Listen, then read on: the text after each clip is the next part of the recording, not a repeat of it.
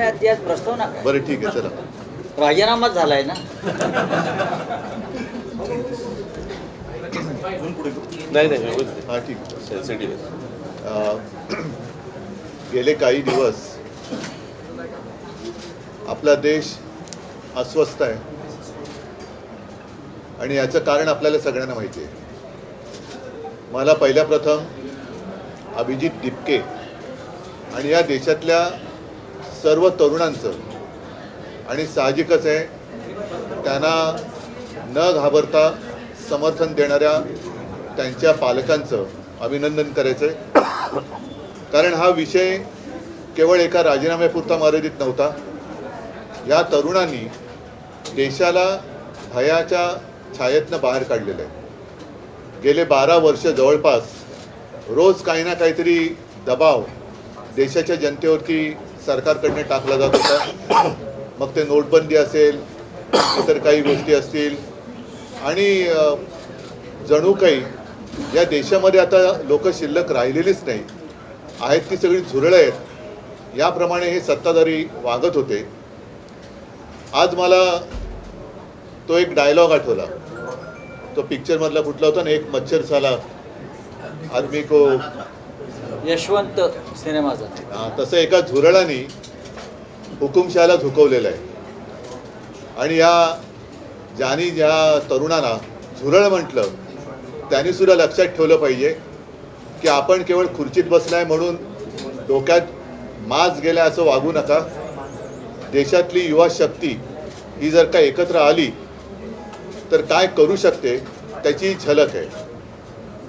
मी आपल्यासमोर किंवा आम्ही सगळे आपल्यासमोर येण्यापूर्वी अभिजित दिपकेचं एक ट्विट पाहिलं आणि त्यांनी सांगितलं की आंदोलन अजूनही आम्ही मागे घेतलेलं नाही, कारण अजून 2 मागण्या त्यांच्या बाकी आहेत. महत्त्वाची मागणी होती ती धर्मेंद्र प्रधान यांच्या राजीनाम्याची. आता त्यांनी राजीनामा दिलाय का त्यांचा खातेबदल केलाय याच्यावरती अजून काही स्पष्टता नाही, पण त्यांनी राजीनाम्याचं पत्र हे सर्व माध्यमांसमोर दिलेलं आहे.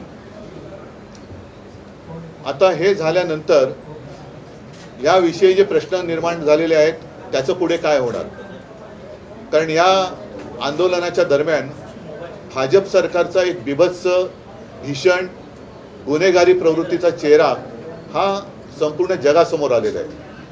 ज्या पद्धतीने तरुणांवरती लाठ्या चालवल्या गेल्या, ज्या पद्धतीने तिथे आलेल्या युवतींवरती हात उचलला गेला. आम्ही जेव्हा गेलो होतो तेव्हा एक ती युवती अत्यंत व्यथित होऊन व्याकुळ होऊन सांगत होती तिच्या कपड्यांना सुद्धा हात घातला गेला. आता या पोलिसांवरती कोण गुन्हे दाखल करणार, आणि साध्या वेशामधले जे गुंड हे तिकडे घुसवले गेले होते यांना शोधून त्यांच्यावरती कारवाई करणार की नाही, आणि एकूणच या विद्यार्थ्यांवरती जर कुठेही जर गुन्हे दाखल केले गेले असतील तर हे मागे घेणार आहेत की नाही हे आता अमित शहानी सांगितलं पाहिजे. कारण या पोलिसांवरती ज्यांनी दंडुकेशाही केली, या तरुणांवरती लाठ्याकाठ्या चालवल्या, त्यांच्यावरती जर का कारवाई होणार नसेल तर मग कदाचित ही तरुणाई आता धर्मेंद्र प्रधानांकडनं अमित शहांकडे त्यांचा मोर्चा वळवल्याशिवाय राहणार नाही. असो, मला असं वाटतं की या तरुणांना खास धन्यवाद दिले पाहिजेत. याचं कारण असं, परत एकदा सांगतो की या देशामध्ये जणू काही आता लोक राहतच नाहीत, ही सगळी झुरळं आहेत.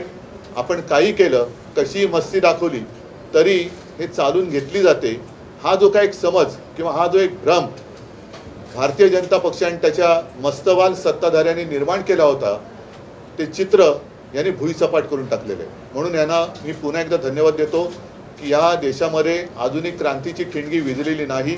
आधुनिक क्रांतिकारक जन्माला येऊ शकतात, त्याची एक चुणूक या निमित्ताने संपूर्ण जगाला आपल्या देशातल्या तरुणांनी राखून दिलेली आहे. उद्याचा मार्च आहे हा नक्की होणार आहे, कारण हे एक महत्त्वाचं पाऊल आहे. अनेक वर्षानंतर लोक आपल्या भावना व्यक्त करायला लागलेले आहेत आणि मी तमाम जनतेला आवाहन करतो, जसं कालसुद्धा आपण पाहिलं असाल की आम्ही असा विचार केला होता की उद्या जर का आम्ही मोर्चा काढतोय तर कालचा कार्यक्रम कशाला करायचा, पण हे जाहीर झाल्याबरोबर आदित्यला काय, अमितला काय, असंख्य लोकांनी संदेश पाठवले आणि सांगितले की नाही आम्ही उद्या पण येणार आणि रविवारी पण येणार. आता तर धर्मेंद्र प्रधान यांचा राजीनामा झालेला आहे, त्याच्यामुळे ही युवा शक्तीची ताकद ही मोठ्या प्रमाणावरती उद्या मुंबईतून तमाम जनतेला किंवा तमाम दुनियेला आपण दाखवली पाहिजे. म्हणून उद्याचा जो काही मोर्चा आहे त्या मोर्चाच्या ऐवजी आपण काय नेमकं करतो ते राज सांगेल. पण उद्याचा कार्यक्रम हा असाच राहील जसा पहिला ठरवला होता तसा. तिकडे जमू, पुढचं राज सांगेलच. पण या पुढच्या आंदोलनाची दिशा मी अभिजितला सांगणार आहे, कारण त्याच्याबरोबर मी फोन करण्याचा प्रयत्न करतोय. कदाचित तिथलं नेटवर्क जाम झालं असू शकेल, तिथे जामर लावलेत. त्याच्यानंतर त्यांच्याशी बोलून अभिजित आणि त्याचे सहकारी काय ठरवतील त्याच्याप्रमाणे सगळेजण पुढे जातील. उद्या शिवाजी पार्क मैदानामध्ये वीर सावरकर मार्गावरती तिथेच व्यासपीठ असेल. उद्या तिथून सिद्धिविनायकला जे जाणार होतो तर तिथेच असेल आणि तिथेच सगळेजण जमतील. आणि तिथेच खरं तर हा या तरुणाईचा हा विजय आहे, खूप मोठा विजय आहे. याचं जर एका वाक्याचं वर्णन करायचं झालं तर या जेनझीनी सरकारच्या झिंग्या उपटलेल्या आहेत आणि त्यांना जमिनीवरती पूर्णपणे आणलेलं आहे. हा मला असं वाटतं खूप मोठा विजय या तरुणांचा आहे. त्याच्यामध्ये दिपकेंचा त्याच्यामध्ये खूप मोठा वाटा आहे. आणि जे आज राजीनामा कधी कुठच्याही गोष्टीला मस्तवालपणे उत्तर देणारं जे सरकार आहे त्या सरकारला माघार घ्यावी लागली एवढ्या मोठ्या प्रमाणावरती. एवढं मोठं आंदोलन आज देशभर उभं राहिलं आहे आणि त्याचा जल्लोष मला असं वाटतं होणं गरजेचं आहे. आणि त्याच्यासाठी म्हणून उद्या सगळेजण शिवाजी पार्कला तिथे जमतील. आतापर्यंत जो रोष होता तो केवळ धर्मेंद्र प्रधान यांच्यावर नव्हता, तर आता रोष जो आहे तो पंतप्रधान यांच्यापर्यंत. मी कालच म्हटलं होतं की हा जो राग आहे आता हा प्रधानांवरून पंतप्रधानांवरती गेलेला आहे. आणि एक गोष्ट तुम्हाला सांगतो की याच्या पुढचे जे काही निर्णय आहेत हे मला असं वाटतं अभिजित दिपके हे जे घेतील त्याला आमचा पूर्णपणे पाठिंबा असेल. त्यांनी ह्या गोष्टी सुरू केलेल्या आहेत, निर्णय त्यांनीच घ्यायचा आहे आणि ते ज्या प्रकारचे निर्णय घेतील त्याला मला असं वाटतं देशातला तरुण पाठिंबा देईल. साहेब, ही घटना राजीनामाचं पत्र दिल्यानंतर देवेंद्र फडणवीसांना अमित शहानी दिल्लीत बोलावून घेतलेलं आहे. कदाचित महाराष्ट्रामधून पुढचा शिक्षण मंत्री असण्याची शक्यता वर्तवली जाते. तर याच्यावर तातडीने बोलवून घेतलं. तुम्हाला काय वाटतं? तुम्हाला जेवढी बातमी कळली तेवढीच आम्हाला कळली. ह्याच्या पलीकडे आम्हाला काहीच माहित नाही. राजसाहेब आणि उद्धवजी, तुम्ही महाराष्ट्रातले प्रमुख राजकारणी आहात. असं अचानक तातडीनं देवेंद्र फडणवीसांना दिल्लीत त्यांचे पक्षश्रेष्ठी बोलवतात धर्मेंद्र प्रधानांच्या राजीनाम्यानं. तुमचा अंदाज काय? नाही काय हे बघा, आता हे इतक्या वेळा गेले आहेत आजपर्यंत बरं का. त्यांच्यामध्ये तर इतकं ती चुरस आहे की शिंदे गेले की मग ते आले परत की फडणवीस जातात, मग फडणवीस आले की परत शिंदे जातात. त्याच्यामुळे हे खूपदा झालेलं आहे. आत्ताच्या सिच्युएशनमध्ये हे का गेलेत मला असं वाटतं त्यांनी सांगितल्याशिवाय आपल्याला कळणार नाही किंवा तिकडे काय वरती निर्णय झाल्याशिवाय आपल्याला आत्ता काही कळणार नाही. कारण जशी तुम्ही आत्ता बातमी ऐकली तशी आम्ही पण आत्ताच ऐकलेली आहे. त्याच्यामुळे आत्ता याच्यावरती आत्ता या क्षणाला काय बोलण्यात अर्थ नाही. मन की बात होणार असं काहीतरी म्हटलं जातं. मन की बात होणार असं म्हटलं जातं. खरं चला. सरन्यायाधीशांचा कशा प्रकारे आभार मानाल, कारण त्यांच्या जे सोनम वांगचुक सरन्यायाधीशांच्या जे बोलण्यावरून हे सगळं उभं राहिलं त्यांच्या नाही, सोनम वांगचुक यांना धन्यवाद आम्ही दिलेच आहेत. कारण मधल्या काळामध्ये ते स्वतः येऊन मला भेटूनही गेले होते. त्यांना तिथून त्यांचं अपहरण करण्याच्या 1-2 दिवस आधी मी त्यांच्याशी फोनवरून बोललो सुद्धा होतो. मी स्वतः त्यांना विनंती केली होती. पण सोनम वांगचुक त्यांच्या उपोषणावरती ठाम होते. 26 दिवस एका विषयासाठी उपोषण करणे ही साधी गोष्ट नाही आहे. आणि ज्यांनी या युवकांच्या पाठी आपली शक्ती उभी केली त्या सगळ्यांना मी धन्यवाद देतो. आणि एक गोष्ट नक्की की आता यापुढे या देशात आपण हुकुमशाही करू शकत नाही, आणू शकत नाही, हे ह्या एका घटनेने अधोरेखित झालेलं आहे. ज्या वेळेला हुकुमशाही करण्याचा प्रयत्न करेल त्यावेळेला हे तरुण त्याला चिरडून टाकल्याशिवाय राहणार नाही. उद्या जो आम्ही सगळेजण तिथे आहे ते ह्या संपूर्ण तरुणांचं खऱ्या अर्थाने अभिनंदन करण्यासाठी म्हणून तो तिथे जल्लोष होईल. पक्षाचे कार्यकर्ते पत्रामध्ये त्यांनी उल्लेख केला आहे की मी कधी असं विचार केला होता की मुलांचं भविष्य खराब व्हावं? जे माफी आहेत त्यांच्या हातून तर कधीच मी विचार केला होता की मुलांचं भविष्य खराब व्हावं. प्रधान यांनी राजीनामा पत्र नाही, मी देताना तुम्हाला एक गोष्ट सांगतो, कदाचित तुम्हाला माहिती असेल, याच्या अगोदर ज्या वेळेला भारतीय जनता पक्ष ज्याला विरोधी पक्षामध्ये होतं, रेल्वे अपघात झाल्यावरती ते रेल्वे मंत्र्याचा राजीनामा मागायचे की नाही? रेल्वे मंत्री बसला असायचा का ड्रायव्हिंग सीटवर? बरोबर की नाही? एक ड्रायव्हर असायचा ज्याच्या काहीतरी चुकीच्या गोष्टीमुळे रेल्वे अपघात व्हायचा आणि हे राजीनामा मागायचा रेल्वे मंत्र्याचा ना. त्याच्यामुळे त्यांच्या मनात काय आहे, ते शिक्षण मंत्री असताना किती वेळा नीटचा पेपर फुटला ह्याला काही महत्त्व आहे की नाही? ही पहिल्यांदा घडलेली गोष्ट नाही आणि 21 मुलं आत्महत्या करतात, त्याचं पाप त्यांच्या डोक्यावर आहे. आज मी ज्या वेळेला तुम्हाला आठवत असेल, मला 16-17ची गोष्ट असेल ना, मी नरेंद्र मोदींशी मी फोनवरती बोललो होतो आणि फोनवरती बोलून मला असं वाटतं त्यावर पण प्रेस घेतली होती. त्यावेळेला मी सांगितलं होतं की मोदींना पण हे सांगितलं होतं, आज शेतकरी आत्महत्या करत आहेत, उद्या या पेपर फुटीमुळे विद्यार्थी आत्महत्या करतील. हे मी 2017-18ला बोललो होतो त्यावेळेला. आणि आज तीच परिस्थिती झालेली आहे. मला असं वाटतं या सगळ्या गोष्टींची जबाबदारी आता ऑस्ट्रेलियाच्या शिक्षण मंत्र्यांनी राजीनामा दिला, बरोबर आहे, त्यांच्या अधिपत्याखाली खाली असलेल्या कोणाची तरी त्यांनी त्यांच्याकडनं काहीतरी गुन्हा घडला आहे, परंतु जबाबदारी म्हणून त्यांनी शिक्षण मंत्र्यांनी राजीनामा दिला आहे. त्यांनी तेव्हाच द्यायला पाहिजे होता, इतका वेळ लावायची गरजच नव्हती. हे प्रकरण इतकं ताणलंच नसतं गेलं खरं तर. पण आम्हाला कोण काय करणार हे जे आहे हे या सर्व तरुणांनी सगळ्यांना रस्त्यावरती आणले.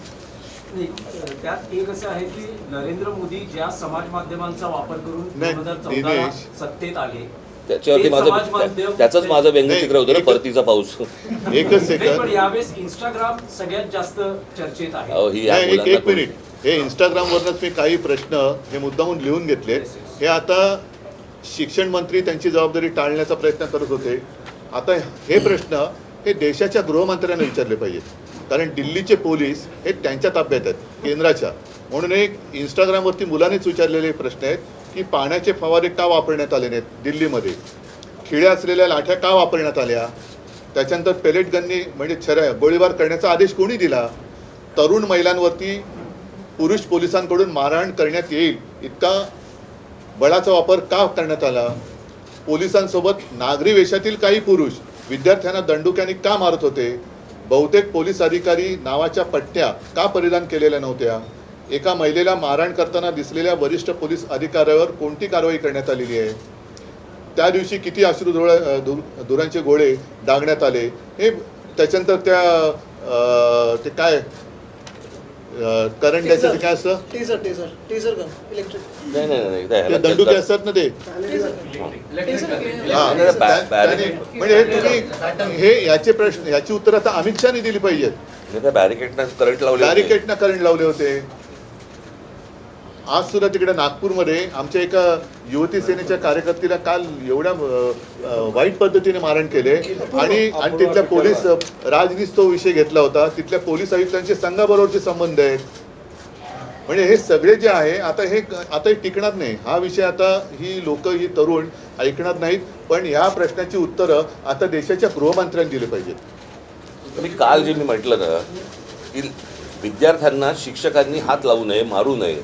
जर मारलं, हात लावला तर त्याच्यावरती शिक्षकावरती कारवाई होते. मग पोलिसांवरती का नाही? मग दिल्लीच्या पोलिसांवरती का नाही? खिळे लावलेले दंडुके घेऊन तुम्ही जर मारणार असाल मुलांना, वाटेल ते बाहेरची माणसं आणून तुम्ही जर समजा त्यांना बडवणार असाल, त्या पोलिसांपेक्षा हे आदेश कोणी दिले, हे असं करा म्हणून कोणी सांगितलं? जर शिक्षकांवरती कारवाईची जर समजा कायदा असेल तर अशा प्रकारे बरं त्यांनी काय केलं होतं पोरांनी की तुम्ही इतकं मारलं? आता तर काहीतरी म्हणजे जेवण बंद करून टाकलं होतं. इथपर्यंत गेलात तुम्ही. उद्धवजी पंतप्रधान आता इंस्टाग्रामवर जास्त लक्ष देत आहेत. सगळे मंत्र्यांना सांगितलं. मला असं वाटतं, ऐका एक गोष्ट अशी आहे की स्वतःचं घरदार सोडून दुनियादारी करणाऱ्यांनी मरे घरी पण लक्ष देण्याची गरज आहे. स्वतःची घरं पण त्यांनी सांभाळण्याची गरज आहे. जाऊ दे, पुढचं मला काय बोलण्याची आवश्यकता नाही.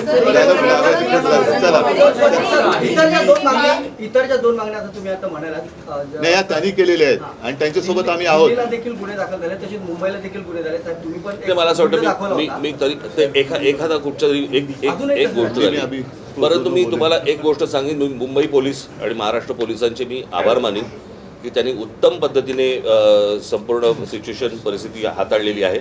अशी कुठचीही परिस्थिती महाराष्ट्रामध्ये आज मुंबईत होत आहे, पुण्यामध्ये होत आहे किंवा इतरत्र कुठेही असा महाराष्ट्र पोलीस किंवा मुंबई पोलिसांकडनं गोष्ट झालेली नाही. मी खास करून त्यांचं अभिनंदन करेन की त्यांनी उत्तम प्रकारे त्यांची जबाबदारी पार पाडली. उद्धवजी, राहुल गांधींनी सुद्धा पंतप्रधानांच्या घरासमोर आंदोलन केलं होतं, तर त्यांच्याशी याच्यानंतर आज काय झालं, त्याच्यानंतर फोनवर काही बोलणं झालंय? नाही, थांबा ना, आता एवढा मोठा विषय चला. थँक्यू.